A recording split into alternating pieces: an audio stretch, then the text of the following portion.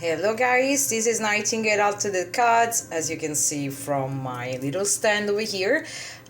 This is just a quick introduction. These are some cards I'm working on that you probably have seen on my Instagram, and they will be available soon as I finish those.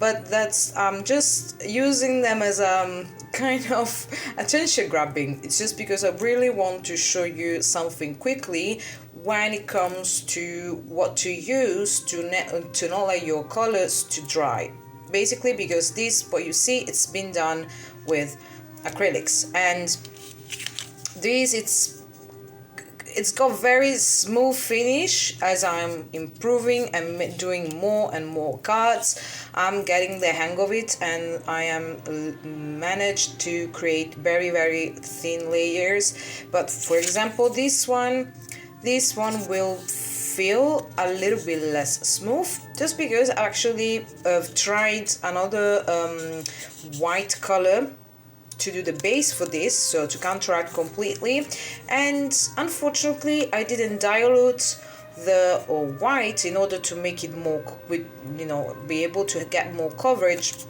And eventually you can see, I think you can, unfortunately, there you go, these little lines, because the acrylic base was too thick and eventually just gave me the slightest of the texture. It's actually more what you can see rather than you can feel.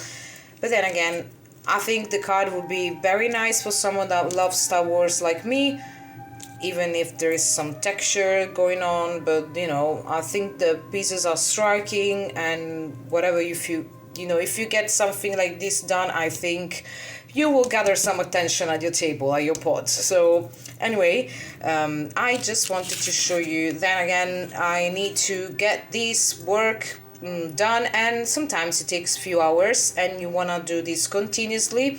When you get acrylics, for example, this big tube or smaller tubes, or even smaller tubes, usually you will get different kinds of, I'm sorry, this broke. You get different types of packaging when it comes to acrylics. This is what most of altar artists use. Even when you use or you see some artists using airbrush, the color, the paint inside will be always acrylic base. And so acrylics comes in very different sizes, and of course with the size you have different types of packaging. This is plastic and aluminium. This is the cap that broke. I will do a review on these colors, guys, if you're interested. But the thing is, these colors, they will eventually need to come out, to be squeezed out of the tube. And how we do it? We do it in a way that we can always go back to them without getting everything out again. Like, I don't need the entirety of the tube of color, but I just need the tiniest amount. And sometimes you can just do it quickly on a palette, and you squeeze a little bit, and now you will go for it, and you will paint your work. But the acrylics, compared to other mediums, you cannot reactivate them with water once they are dry. And this actually is what it's very useful to do things with acrylics. So what you have to do, what you can do, what you want to do, and I'm sure in the artist community there's a lot of people showing you already tutorials on how to do a wet palette if you're not planning to buy one. But let me show you, there is another thing I have. Here you go. Wet palette, it's your best friend when it comes to mediums that will dry like acrylic. I believe, from my experience, the only medium that actually dries out, it's acrylics. Oil, they will never get dry. I mean, oils takes months, but some artists, they will eventually do cards with oil, so they will alter cards with oils. You have artists that use gouache, but gouache will reactivate with water. So if you do use gouache, you probably wanna spray some acrylic matte paint on top of each layer that you do, so they don't reactivate. But again, with a little bit of water, gouache can go back, or tempera in Italian. same product. Of course, watercolors, they are basically made for water, and acrylics is the only best friend that we have that needs a wet palette. So these are both for really cheap on, you know, any online retailers that you have. There are more types of wet palettes. I have only this. You can see this is well used, and this has got like a really thin sheet of some kind of, feels like little piece of cotton, and then there is a sponge. I've bought it like this. I've paid really cheap, and then it comes with a little water thingy, and then on top of this mess that you see here, actually you go for the parchment paper, any parchment paper. So you have, oh my god, you have parchment paper, I believe, in your home, so you get that and you will be good to go. Again, this box is something that I bought. It's really handy for when I will start traveling around and maybe do some live events. I cannot wait to do live events and meet all of you guys, but I think it's gonna take some extra time. But if you don't have money, you don't want to invest money into buying a fancy wet palette that will cost like more than $30, I don't know, on Amazon. Again, there are some different types. You can make your own.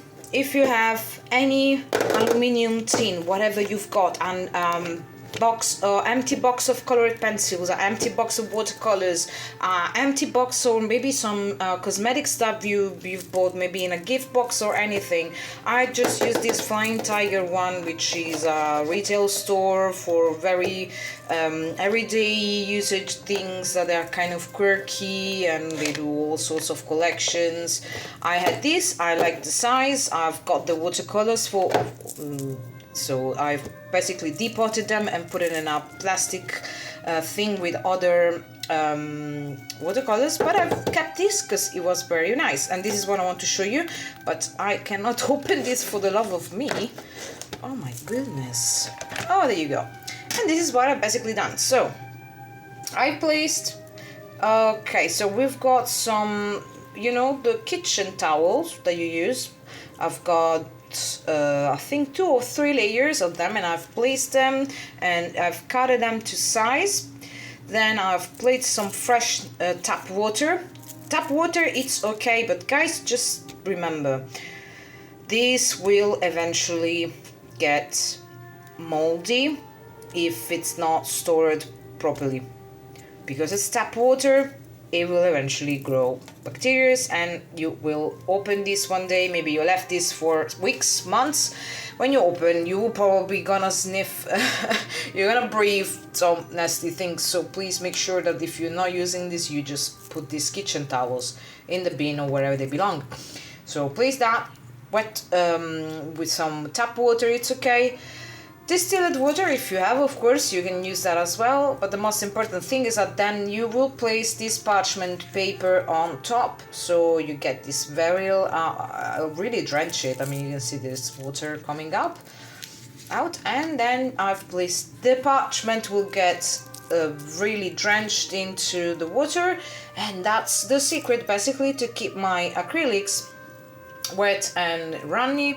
And then of course you can spritz again with my fabulous H2O distilled water. I will just spray on top of them and create the consistency I need. And I'll always give you this advice, guys.